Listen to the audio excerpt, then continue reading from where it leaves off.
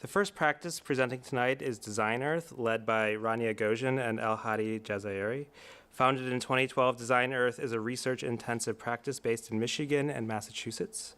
Rania is an assistant professor at MIT School of Architecture and Planning and holds a Doctor of Design from Harvard University, a Master in Geography from University College London, and a Bachelor of Architecture from American University of Beirut. Hadi is currently an assistant professor of architecture at the Taubman College of Architecture and Urban Planning at the University of Michigan and holds a doctorate of design from Harvard University, a Master of Architecture from Cornell University, and a Bachelor of Architecture from La Cambra in Brussels. Design Earth's submission touched on an important aspect of this year's theme. Their text begins, "To live in an epoch that is shaped by extensive environmental transformations is to be confronted with risks and uncertainty at the scale of the planet.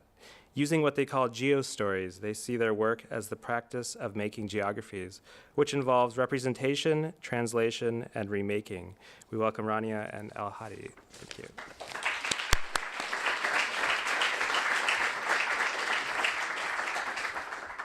Good evening, everyone, and thank you for being here. We are Rania Ghosn and Hadi Jazairy, and we're partners of Design Earth. And it's a pleasure and honor to be here for the Architecture League Prize tonight. A long list of gratitude, but to name a few that made tonight possible for us: the Architecture League team and everyone involved in this year's cycle, the students, colleagues, and staff at our respective universities, at the University of Michigan and at MIT, our long-term collaborator, Luke Bullman, for many wonderful collaborations, the editors and curators who gave our work a home at different institutions, and above all, the fantastic team of Design Earth collaborators. So thank you. This evening, we want to think with you through some of the issues that we have been engaged in over the last few years. In Homo Geographicus, Robert Sack notes that we are geographical beings transforming the earth and making it into a home, and adds that that transformed world affects who we are. He adds that the consequences of our geographical agency are more pressing because we are now geographical leviathans.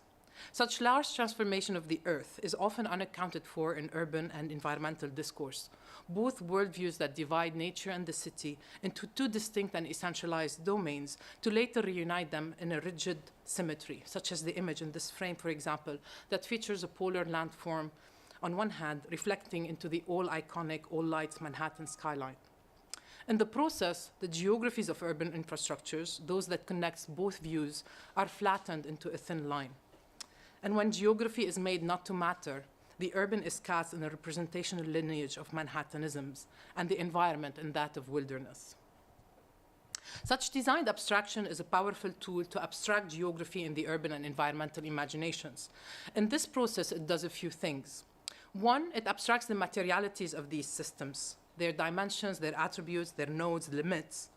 Second, it leaves out the associated transformations of the territory that follow the deployment of such environmental technologies. And third, it does not attend to the politics of consensus or dissensus in how to organize the world and distribute its resources. So when geography is reduced to a thin line, the city is detached from the urban process. Indeed, some would argue that the mandate for clean urbanism has rested on the cities reaching out for both resources and its waste disposal to political and geographical entities well beyond its jurisdictions, all while divesting itself of the associated environmental costs of urbanization, or what is referred to as an externality field. So how can we think of the earth beyond such binaries? The historical significance of our contemporary ecological crisis might stem from the impossibility of continuing to imagine an outside in which the unwanted consequences of our collective actions could be allowed to linger and disappear from view. There's no zone of reality in which we could casually rid ourselves of the consequences of human, political, industrial, and economic life.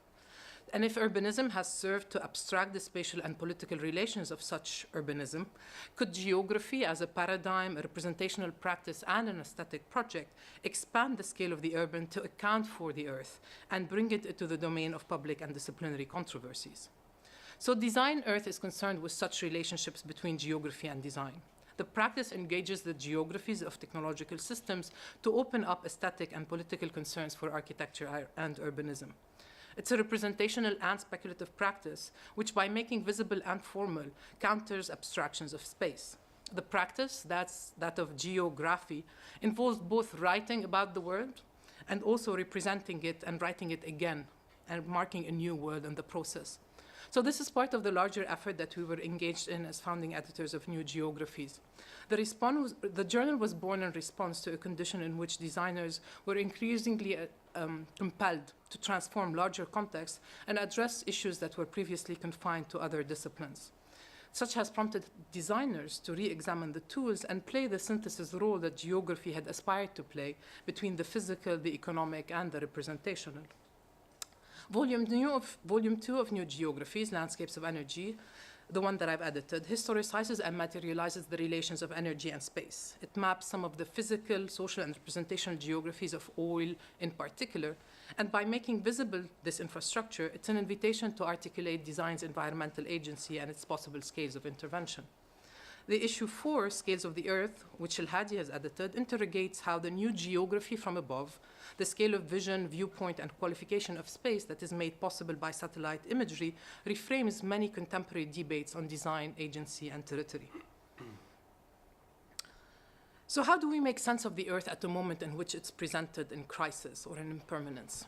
To live in an epoch that is shaped by extensive environmental transformation is to be confronted with risks and uncertainties at the scale of the planet. Paradoxically, we remain so little mobilized, in part because of our failures to comprehend the scale of a story that is difficult both to tell and to hear.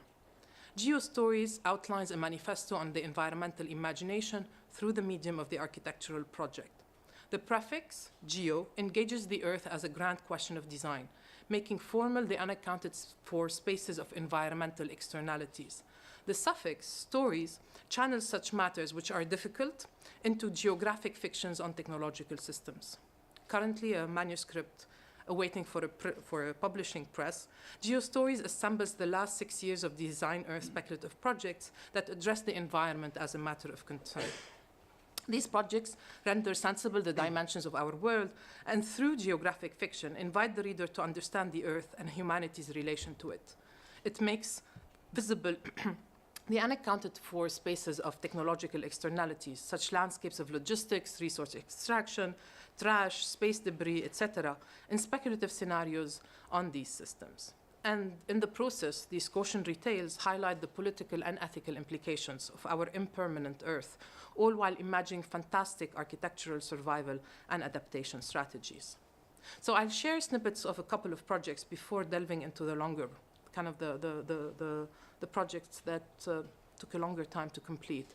So the first of these is 4.7, a geographic stroll around the horizon. This project counters the abstraction of the sea into a logistical zone of offshore oil by expanding the spatial and cognitive imaginary of Rio de Janeiro to its ocean hinterland. The project draws on the horizon, which is set at 4.7 kilometers for a person standing on the surface of the Earth, as a geographic aesthetics that render legible the offshore project. So the project reclaims the political consciousness of the ocean, which is usually well beyond that of urban life, by projecting a constellation of Rio's most iconic 10 sites between the coast and the oil offshore. These iconic sites are projected into a linear archipelago so that the distances between an island and the next extends the limits of the perceivable, and that distance varies depending on the height of every island. Eventually, the Sambadrome, the Corcovado, the Sugarloaf, and the Rio Aqueduct lead you to the last platform in the series, which is the Oil Petrobras platform. Another project, Belly of a Mountain, privileges the section of the Earth as a geographic worldview in a discourse which is often dominated by surface mappings. The project incorporates, kind of swallows, the banished externalities of Rio de Janeiro into the site of its most iconic landform. It collapses the space of the nature preserve and that of the toxic zone. So the mountain takes in within its belly the cemeteries, the water purification plants, and other facilities that process gray and dead matter and turn them into fertilizers, purified air, and that thin green shell. So these snippets of the project might help inform our recent publication, in which our two research agendas, Landscapes of Energy and Scales of the Earth, came neatly together. And the book is entitled Geographies of Trash. The book, I will not delve into the details of this specific project in the book, but I'll give you an overview and hopefully use the book to outline the public dimension of our work. So in the age of the environment, the logistics of trash have expanded to the planetary scale, all while being relegated to invisibility as matter out of place. This book was honored with the 2014 ACSA Faculty Design Award, and it reclaims the forms, the technologies, and politics of trash system within urbanism. The design research methodology adopts a threefold approach, and that neatly maps into the sections of the book. It charts the relations of trash and space across different scales, from that of the block to the township, the territorial grid, across state and continental flows. Second, it proposes 5 situated yet generic architectural strategies that engage alternative imaginaries for practices of landfilling, recycling, burning, reusing, dumping, and in the process generally valuing matter. And third, it assembles and it seeks to bring out the spaces of trash into disciplinary and public controversies. So the 5 projects in the book are entitled CAP, Collect, Contain, Preserve, and Form. And how do they come together? They come together in a few formats, one of which is the book. Another format is a 6 by 6 by 6 feet cube installation, which collects these projects into an object in space. Every side of the cube represents a territory of a Michigan township, and it features a satellite image of the project's general vicinity, which is printed on acrylic, an aluminum etching of the project's specific site, and a yellow resin cast model of each of the proposed project.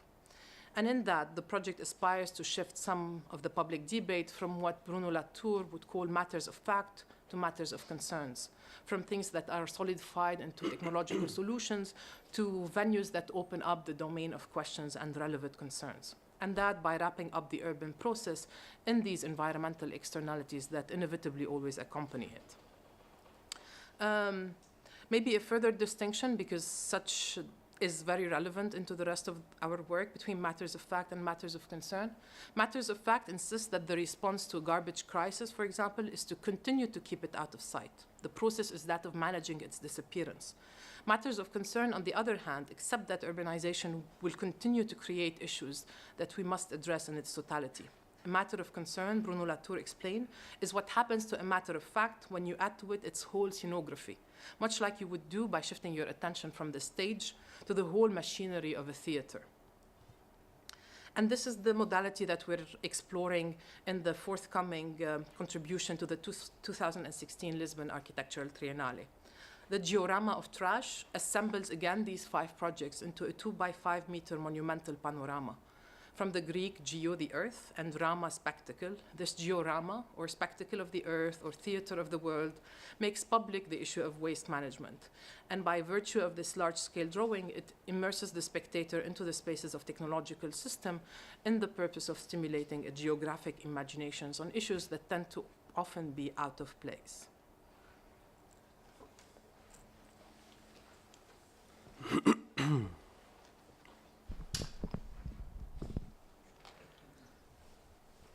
Neck of the Moon, the project currently on display in the gallery, is the culminating work in the Geostories series. It has received the first prize from the Jacques Rougerie Foundation. In a sequence of 9 drawings, a video, and the accompanying 2 cosmograms publication, Neck of the Moon invites you to imagine a world in which compacted space trash grows into a planet, the planet Laika, the Earth cyborg second moon. From the 1966 Life magazine photo essay, Planet Earth by Dawn's Early Light, the final photograph of the series from the Gemini 10 shuttle shows a single trash bag floating in space, a bag which contained objects that NASA intended to leave behind before the mission's return flight to Earth. At over 1 million feet above the planet's surface, the plastic bag seemed categorically unrelated to trash on Earth. Yet, the short essay that closed the article alerted readers to the growing clutter of space trash, arguing that the more than 1,200 large objects in orbit could someday become a serious traffic problem in space. As the editors of Life observed, Just as cities had become clogged with animal waste and garbage, space trash could eventually become, one day, the proper concern of extraterrestrial street cleaners. In 2010, NASA reiterates the concern. Indeed, orbital debris poses a risk to continued reliable use of space-based services and operations, and to the safety of persons as well as properties in space and on Earth. Such material byproducts of the space age, such as decommissioned satellite and fragments from rockets, pose collision risks with operational space objects. The issue is spatially significant in geostationary orbits, where satellites and space debris share the same orbital path and will continue circling around the Earth for centuries. The risk will also become more significant as new satellites are launched at a growing rate of 100 per year. Neck of the Moon, the project, cleans up the orbital environment by compacting targeted space debris into a new satellite planet that orbits the Earth. A large tug with a robotic arm compacts large object at high altitude into a planet Laika, the Earth's second moon.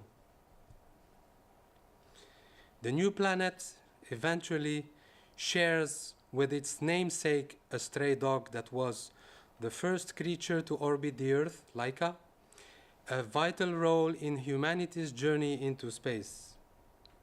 The project articulates cosmic, topographic, climatic, and vegetal features of the Earth. An umbilical line ties Laika to the belly of the Cotopaxi volcano in Ecuador. The cord-like space elevator connects the newly formed planet and supplies it with material from the Earth. It also beams the solar energy captured by Laika in space back to Earth. The space elevator digs into the crater of the volcano, the Cotopaxi volcano. Cotopaxi had already impressed the geographer Alexander von Humboldt in his 19th century travel to tropical America. He wrote, "We may consider this colossal mountain as one of those eternal monuments by which nature has marked the great divisions of the terrestrial globe." For many years, the world's highest active volcano, Cotopaxi presents itself as an isolated cone covered with snow from all perspectives. Its name, Cotopaxi, in Quechua origin and Inca language still being spoken among the Indians of the Andes, also means neck of the moon. During a full moon, the volcano crater appears to be holding the Earth. It is not with rockets, Sputniks, or missiles that modern man will achieve the conquest of space, observed Yves Klein. It is by means of the powerful yet peaceful force of his sensitivity that man will inhabit space. Beyond the generic term for the satellites, for the Russian satellites, Sputnik also refers to a traveling companion or a fellow traveler. And so does Neck of the Moon, exploring what it means for us fellow travelers to be embodied in these cyborg space junk worlds. The two cosmograms pamphlets brings together Neck of the Moon and a fellow cosmographic project, Love Your Monsters. At the dawn of the space age, the whole Earth had presented a world picture that was global and ecological, all while staging Earth as a standalone globe detached from outer space. But we do not live on a blue marble, insofar as that image of the planet symbolizes an objective, holistic, impersonal Earth made visible by our technology, our achievements. In an epoch of extensive anthropogenic transformations and extraplanetary geographies, it has become crucial from a legal and political point of view to expand the geographical imagination of the world and to go beyond the Earth. The two projects in this pamphlet engage such architectural imagination, that of the cosmos, by drawing together a physical geography of the Earth as well as the geography of outer space. The cosmic nebulae, the artificial satellites, the space debris, as well as the planets. There are a few copies in the gallery if you want to grab one. If you are watching this online, email us on how to get your copy.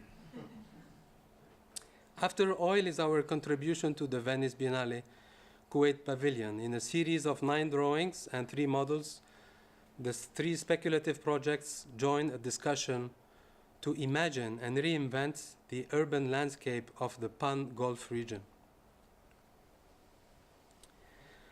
After Oil proposes 3 speculative tales that explore the geography of the Persian Gulf and its islands in the decades after Oil. These stories are also a reflection on the present condition. They stage and extrapolate critical issues to today's oil landscape to make the public aware of the energy systems on which modern life is dependent, as well as the long-term consequences of current fossil fuel regimes. The projects chart matters of concern, as Rania pointed out, for sites of extraction, sites of transit logistics, as well as the slow violence of climate change. Sites of logistics and sites of extraction. Das Island is a major offshore Emirati oil and gas industrial facility. Since the first expedition in 1953, the island has fueled the urbanization of Dubai and Abu Dhabi, with many of the country's iconic buildings built from oil wealth. Thus, crude make visible such displacement of value in oil urbanism by imagining the island in relation to a subsurface field of depleted oil reservoirs.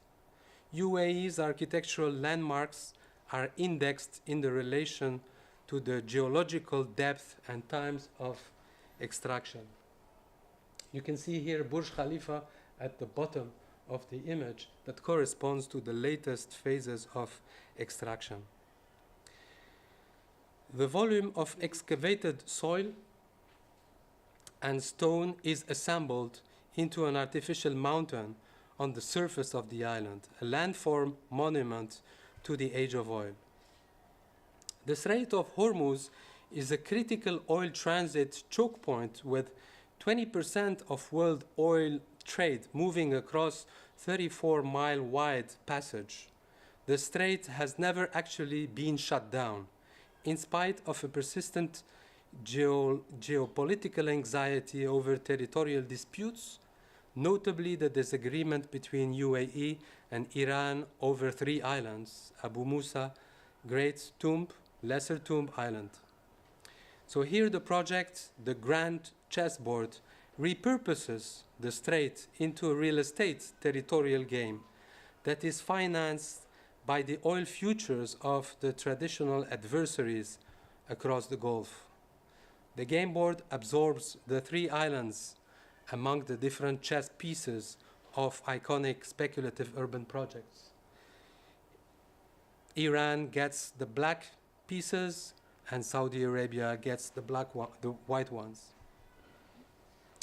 The end of the Persian Gulf War in 1991 was accompanied with what is considered the world's largest oil spill, which drastically affected Kuwait's coastal environment.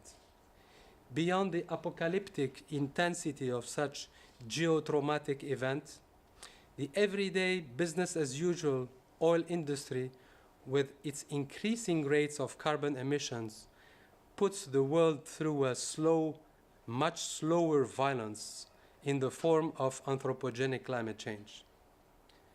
The flat Boubian Island is one vulnerable landscape to sea level rise. So this is Boubian Island after sea level rise. There once was an island there. The project gave form to such invisible threats. It redraws the island's shrinking shoreline as its highest 16 elevated mounts that are stabilized in an archipelago of Edenic islands. Collectively, this is the image from the Venice Biennale. After oil renders visible the embeddedness of the oil system in the region and invites us to imagine the long-term consequences of such crude relationship between Earth and urbanization. A time when the triad of energy, economy, and environment is at the forefront of design concerns, such a critical position is important to avoid that green or clean urbanism purges once again dirty matters of geography. So the last project that we're sharing this evening is entitled Pacific Aquarium, and this is work in progress for the forthcoming Oslo Triennale. The Pacific Aquarium portrays the overlapping concerns of ecology and economy in the Pacific Ocean, where the projected 1 million square meters of deep sea mining in the Clarion-Clipperton zone would constitute the greatest footprint of human activity in what is considered the largest continuous ecological unit.